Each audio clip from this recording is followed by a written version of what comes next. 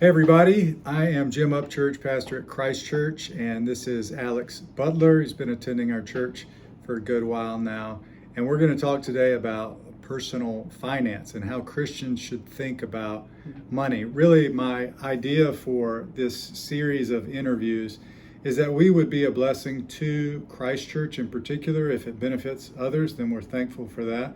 But we recognize how God has put together our body, the church, in this local assembly in such a way that we would have different variety of gifts, that we would be able to build one another up. So that's our aim with these interviews.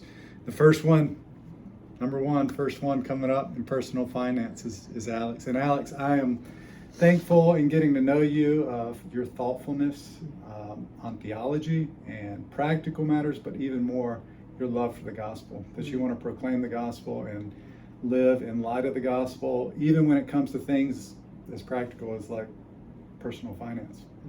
So start us off, Alex, talking about what spurred your interest in personal finance, maybe from the very beginning. Yeah, for sure. That's a great question. So my financial interest has kind of been mostly a personal one, is where it started off from. So I grew up in a family that was very wealthy and was very blessed to have that. They didn't always start off that way, but ever since I was born into the family, had really good resources, and anytime I asked my parents for something, they were more than willing to provide that for me. So I was very grateful and blessed to grow up in that environment. But even though I grew up in a family that was pretty wealthy, I didn't know much about finances. Most of the things that I learned from my parents were don't spend more than you make and give to the church, were essentially two of the main principles that I learned from my parents. And those are both great, but I think there were a lot of practical things that I didn't learn from them that were such as like how to save for retirement, how much should I save for retirement, what is debt, and how does that impact me personally if I were to take on debt. And so those are some things that in the recent years, since I've really been in the Wake Forest area, that I've become more interested in learning about and pursuing. So. Great. And what's your authority for speaking to us about personal finance? It's a great question. Well, not much. Most of my experience in the finance world has really just been limited to like private accounting. So I've been working at Southeastern and working in the accounting department. And my financial personal education has mostly come from YouTube and Spotify University. So yeah. Most of this. And what are you studying at Southeastern? And currently right now I'm studying my MDiv in Christian ministry, and I'm also doing an MBA at Cedarville University. So you get some benefit there in the MBA as well in the finance world. Absolutely, for sure. And I'm also looking at starting my career in financial advising, and I'm hoping to break into that industry as well. Great.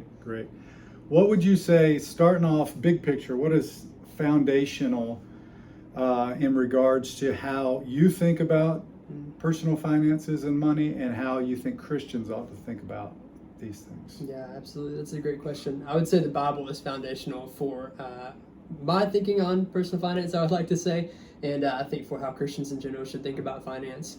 I think the Bible has a lot to say about money. I think Jesus himself also has a lot to say about money. Sure.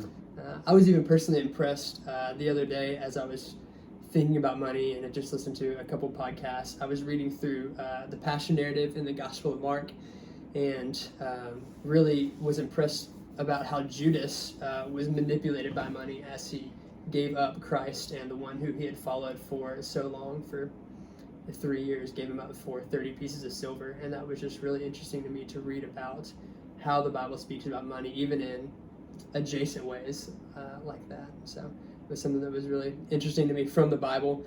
And something that I think about that we don't often glean from the Bible is more of like a theological category, and that's about our identity as stewards. And I think the Bible has a lot to say about us being stewards. I think that theological concept impacts how we manage our time. It impacts how we manage our relationships, and specifically how we manage our finances as well too. Mm-hmm. Totally.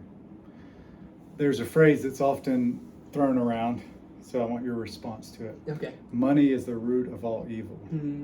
Yeah, that's a great one. Well, a lot of people think that phrase has its basis in Scripture, unfortunately, and it gets a really bad rap and twisting. And so that verse comes from, I think it's 1 Timothy chapter 6, verse 10, if I remember correctly. And when I read it in the ESV, the specific English wording is, the love of money is a root of all kinds of evil. So there are a Right. couple of qualifiers there. Yeah. First, that it's the love of money, not money itself. So it's what we do in our hearts with money that is ultimately the evil. And then it says a root of all kinds of evil. So there are all kinds of things that we can do with the love of money that can pervert and distract our attention and devotion away from Christ and to seeking from money things that it can't provide. Right. Money as a tool then to be stewarded well, and that idea of stewardship speaks to the fact that God owns everything. That He is He created everything. Absolutely. Everything belongs to Him. Even we, as His creatures, belong to Him. We're simply stewards of money as a tool to be used ultimately for God's glory. Yeah. So it's not wrong to be rich. It's not. Is it a sin to be rich? Yeah, another good question. When I think about that and how the Bible speaks to being rich, I think specifically about a couple ways that the world interacts with money. The first one is that the world often tries to find peace in money, and they try to make money their god, and they also try to find security in money. And so I think if our intent or our desire is to receive those things from money, then I think rich can be sinful. But when we view money as a tool or a resource, a way to participate on mission with God, as a way to steward, as a thing to steward, then I don't think there's anything wrong inherently with being rich. So right, and it's a complicated issue too to think about. I've thought a lot over the years just about who we are as Americans living in this affluent society. We are wealthy beyond many people's wildest dreams. What does it mean to live faithfully as a Christian here in this society?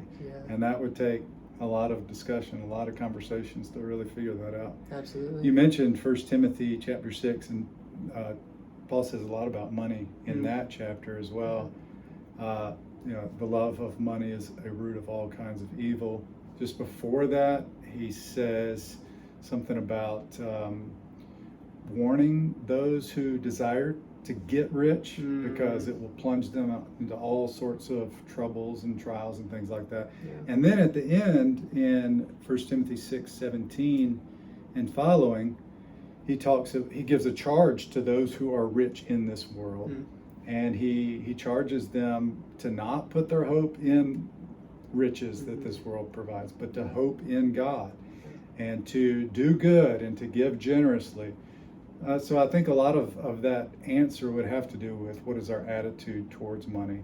And you can't just use that as an excuse to spend it however you want to, but I do think it's vital to answering that question. Yeah, for sure. And those are great scriptures to really support that view. So.